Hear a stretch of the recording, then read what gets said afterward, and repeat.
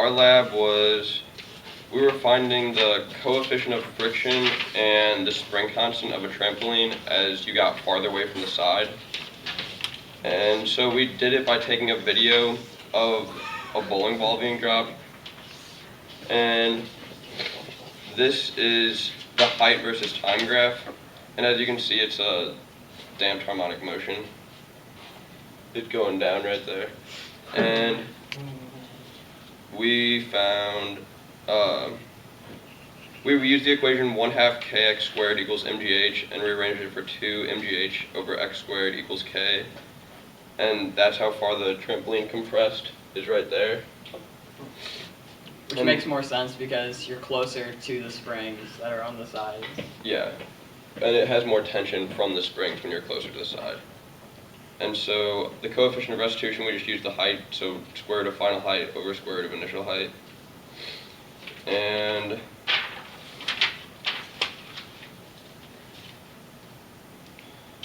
yeah, one thing that we should have done was keep the drop height the same. It was really tough because we couldn't figure out how to drop it varying distances from the side since the trampoline was kind of big and my arm's not that long.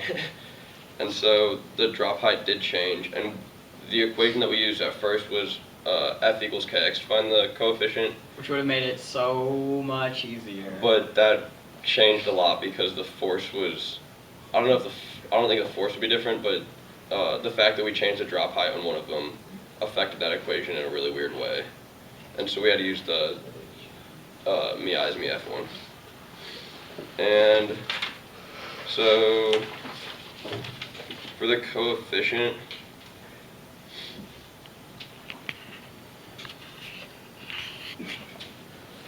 as it got farther from the side, it was a pretty it was a pretty good fit. It just kept going down. That's like 0.4 meters from the side, I think. Yeah, 0.45 meters. And then we went all the way up to 1.08 meters. And we would have liked to get it like in the center of the trampoline, but once again, yeah, Gus's arm is only limited to an arm's length. And we couldn't stand on the trampoline to drop it because that would have affected the tension in it and everything. What is that? And then for the spring constant, that was a lot more drastic. Again, that's 0.45 and that's 1.08. And so as you get to the middle, you really start losing a lot of energy. And so if you want to bounce really high, I guess you just stick to the sides. Stick to And that was then, most yeah. Did you, like when you dropped it on the outside, would it bounce towards the middle? Yeah, not too bad. It was straight enough that we didn't feel like we needed to include it. Like on Logger Pro, there was like 2 graphs. Like before when he showed that it was that was just the height.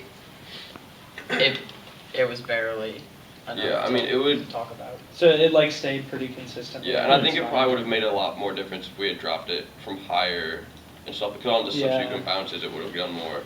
But it only did like 3 bounces each time, so that it stayed pretty in place. And also there was a little bit of error because our trampoline wasn't perfect. We didn't know if we should buy a trampoline just for this lab, but we decided that it would probably not be practical. So we found somebody with a trampoline, and unfortunately the trampoline was missing 1 spring, and it had a small hole in it, and it was a little bit rickety. So it wasn't enough that we decided, I mean, it wasn't enough to like not use it, but our data isn't perfect. That's what we're saying. Any further questions? It would be sweet. No. Taking 2 bowling balls and seeing Dropping it if you simultaneously. drop one at the right time, how high the other one will go. We'll do double it. bounce. Too bad we didn't do that. Double then. bounce No, slab. I just thought about Waiting it. for the double bounce. That's it. Spring semester. Any other questions? Any other questions? Sweet.